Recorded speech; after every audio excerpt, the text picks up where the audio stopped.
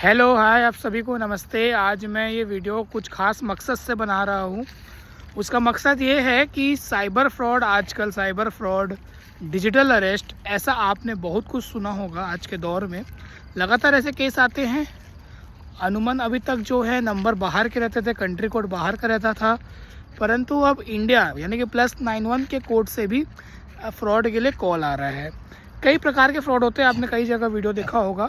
कुछ आपके जान पहचान के बन के, रिश्तेदार के पहचान के बन के पैसे ऐंठने के प्रयास करते हैं। कुछ लोग धमका के, डरा के कि आपका कुछ ऐसा हो गया, कुछ आपका पार्सल फंस गया, उसमें ड्रग्स मिला है, इस प्रकार से डर का व्यापार करते हैं।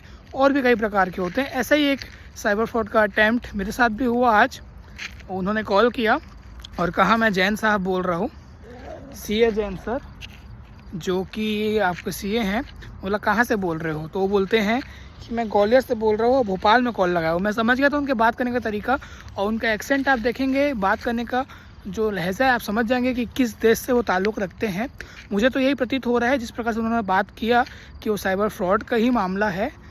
हालांकि पहले मैं समझ गया, उनको वहाँ तक पहुँचने नहीं दिया।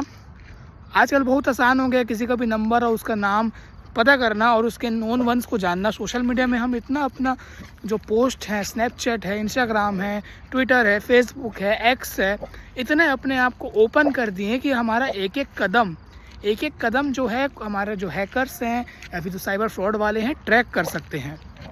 तो ये वीडियो बनाना बहुत आवश्यक समझा मैं, क्योंकि इस प्रकार के लोग बहुत तरीके से एक्टिव हैं। इनके पास कुछ काम धाम नहीं है, सिर्फ यही काम है इंडिया के अंदर, इंडिया के बाहर बैठकर ये इस प्रकार का साइबर फ्रॉड करने का प्रयास करते हैं। इनका मकसद रहता है किसी भी प्रकार आपके बैंक डिटेल या सिक्योरिटी ब्रीच किया जाए, या आप किसी भी प्रकार उनके झांसे में आ जाए और आप उनको पेमेंट कर दें कुछ।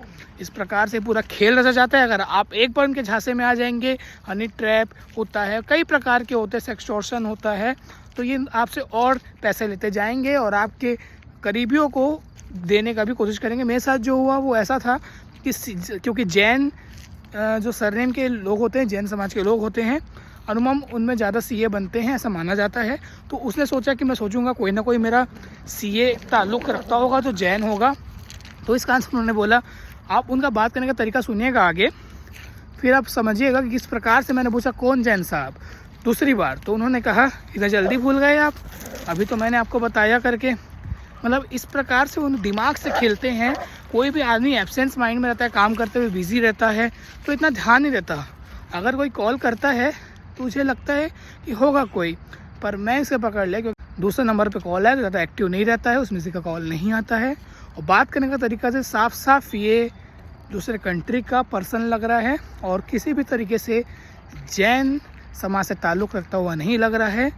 अब आप ही डिसाइड करिए वीडियो देखने के बाद कि ये साइबर फ्रॉड अटैम्प्ट था कि नहीं। कौन जैन साहब, पूरा नाम बताइए। इतनी जल्दी दोबारा से भूल गए क्या लवेश? कैसे मजाक कर रहे हो क्या? मजाक करने की थोड़ी मेरी आदत है ना, मैं पहचान नहीं पा रहा हूँ। मेरे कांटेक्ट में 10 सीए हैं जैन जी, तो अपने जैन साहब को अपने जानकार में पैसा ज़्यादा है ना, तो ज़्यादा सीए मेंटेन करना पड़ता है। अच्छा ऐसा है क्या? इसलिए पूछो कौन सा जैन साहब। ये मनोज जैन साहब बोल रहे हैं। मनोज जैन साहब, अच्छा आप मनोज जैन बोल रहे हो जी। कहाँ रहते हैं सर आप? ये ग्वालियर। ग्वालियर में? कॉल कहाँ लगाए हैं आप? भोपाल। भोपाल में? काम धाम दूसरा कर लो भैया, है ना। गलत जगह कॉल लगा दिए हो आप। ये वीडियो जाएगा आपका पुलिस के पास, और वीडियो है ना, गलत जगह कॉल लगाए हो, ये पता चलेगा कहाँ लगाए हो आप। जैसे कि आपने देखा वीडियो, आप समझ ही गए होंगे कि पूरी तरीके से साइबर फ्रॉड करने का अटैम्प्ट था। हो सकता है, बहुत कम चांसेस है कि ना भी हो, पर ज़रूरी है कि हम सतर्क रहें। इसलिए अपना कभी भी पर्सनल जो डिटेल्स हैं वो पब्लिक डोमेन पे इतनी आसानी से अवेलेबल मत कराएं। वैसे भी आजकल डाटा जो है बहुत ब्रीच होता है, कुछ पैसों में डाटा सबका बिक जाता है, तभी आपको मास मैसेजिंग आता है। आप जो सर्च करते हैं उस प्रकार की चीज़ आपको दिखते हैं। पूरे तरीके से जो टेक्नोलॉजी का बेनिफिट है, तो टेक्नोलॉजी का डिसएडवांटेज भी बहुत है।